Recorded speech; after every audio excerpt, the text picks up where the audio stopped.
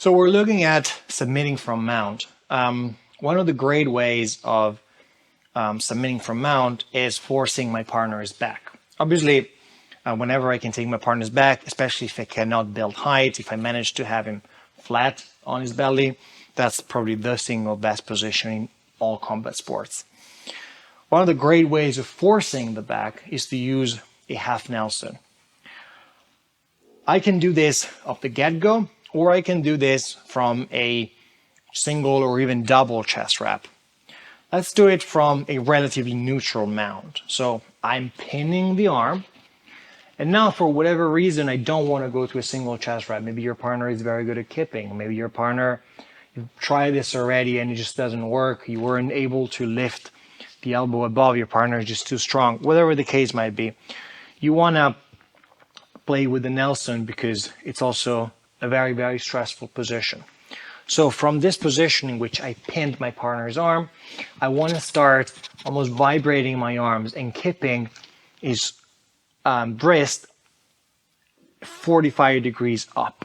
So that I want to gain a little bit of or a little bit of space. So I want to go. Doesn't look like much, but when he goes to resist, if I go one movement and he's strong and he pulls back, it's actually pretty hard for me. It's very easy to pin, but it's very hard to extend if I go in one move. When I start kipping, on the other hand, it's actually very hard for him to keep the arm in place, okay? It's really easy for me to gain just a few centimeters so that his arms becomes much, much weaker. At this point, I do exactly what I would do if I were to go for an underhook, meaning I go behind his head, except at this point, if you notice, his arm is too far for me to catch it. When he was here, I could easily catch my partner's arm and go into my underhook. Now, it's too far. By the way, as always, I can do this proactively or reactively. So once I pin the arm, I can proactively bring his arm out and away and then go into my Nelson, which we're going to look at in a second. Or I can just do a Nelson reactively, meaning I just go and pin the arm and I try to get to my wrist control to get for an underhook, and he deliberately brings that out and away because he thinks, well, now it's going to be harder for me to secure the wrist to go into my underhook. Okay, so understand that you can proactively bring this out and away, or reactively just playing a Nelson game in which I come here, I try to go for the underhook, and he stretches the arm. Now it's not like there's no underhook, but it's going to be harder for me to secure it because as soon as I leave this hand, he starts coming in again, and I might run into problem. So I keep the arm pinned and I use the hand underneath his head. I make a wedging grip underneath his armpit and sort of grabbing his chest, and I drive my hand in. It doesn't have to be too much. At this point, I make a fist and I stretch. So this is a really hard position to avoid. At this point, I can help me stretching his hand far and away. Now I can do it with only one arm because he's in a very compromised position, and I'm using the stretch of my arm in combination with this kipping motion. This is a really difficult movement to avoid. From this position, he is very uncomfortable, and when he tries to force his back to the ground, only my Nelson does a great job preventing that. You see this very often in wrestling. Oftentimes it's the other way around, in which they use a Nelson to force the back on the ground. Now we're using the Nelson to force the chest on the ground so that there is back exposure. So we're here. At this point, he's in a trilemma, okay, meaning he has three options. All of them are pretty bad for him. If he doesn't do anything, if he just sort of stays here, it's just a matter of time before I keep kipping. I stretch. I could potentially even go in with the other arm and really start forcing the back. Okay, and now we're back into this horrible situation in which I can start going in, getting behind his arm, potentially go to a figure four, stretch again. Okay, all these things that we already looked at from this position. If he goes to build height with his hips, I go in with both my hooks, and now I can stretch him even further. All sorts of things. Understand that when you're in such a good control position, time always is playing in your favor and against your partner. Okay, the longer he spends underneath here, this is just money in the bank for later. It's just a great investment in terms of how easy it will be in the future to get a submission. So I'm here, I drive, I make a fist, and I stretch. 1, 2, 3, 4, 5, and I'm here. At this point, I can keep driving and force the back. I can even substitute this and force the back even more because now I can really bend my arm into the back of his neck and really force a very uncomfortable back position. So this is option number 1. Your partner just doesn't do anything, okay? Option number 2 is a situation in which your partner decides to come up. Yeah. When your partner does that, well, my Nelson doesn't do much anymore. If you notice, there's really no way for me to put any pressure on my partner, on the back of my partner's head, because he's much more mobile now. Except obviously this comes with a very, very high cost. And the cost is that now I have access to his wrist coming from here. And I go 2-on-1, and it's a push and pull. Okay, turn a bit. Yeah. Now this is called wrist riding, sometimes it's called Dagestani handcuff. This is a great position. This is where things start becoming a little more advanced, so we're not going to go too much into this. But as a general rule, you are in a great control positions. If you release a little bit of pressure, oftentimes your partner will slip the elbow across the center line. I can even force, keep the elbow there.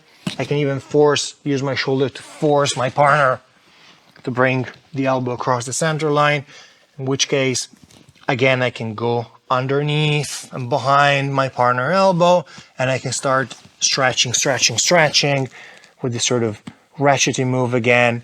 And we're back again in the same loop. Now he's probably going to try to build height with his hips, and I can punch 2 hooks in and really emphasizing. And now we're back into the stretched position. There's a whole game from here. We're not going to go too deep into this. Just for those of you that are a little bit more advanced, come up. As a general rule, this is very good, but if you want to really emphasize a little bit more control, you can even backtrack into the legs a little bit and form, go back, figure 4 configuration with your legs. Here, lock a triangle. Now we're going to show you from the other side.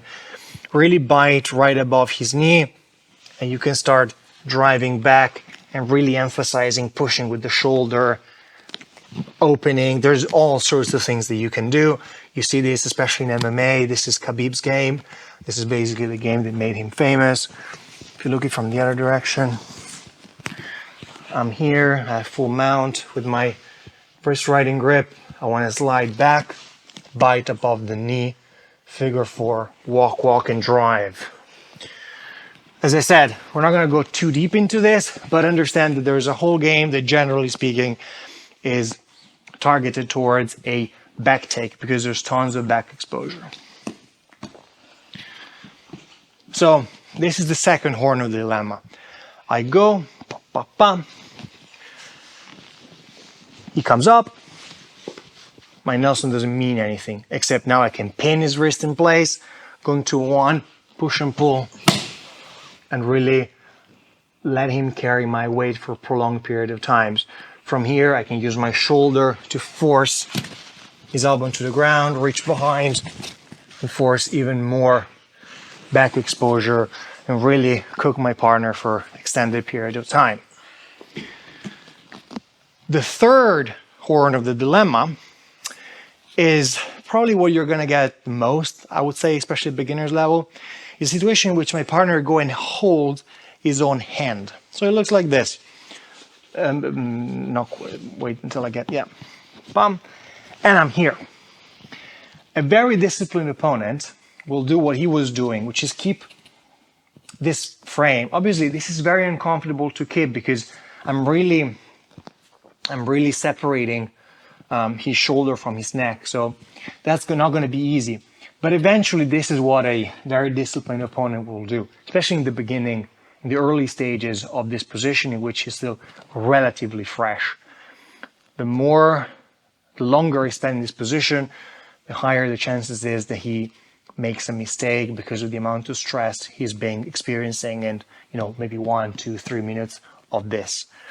So if he decides, and you will see this very often, before I manage to fully stretch his arm and fully stretch my arm, he will try to go and catch his own hand.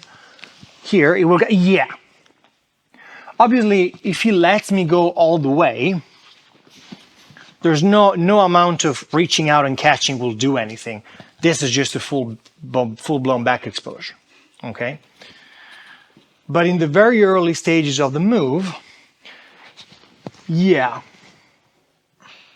I punch my Nelson in and he decides that not doing anything is not an option. So option number 1.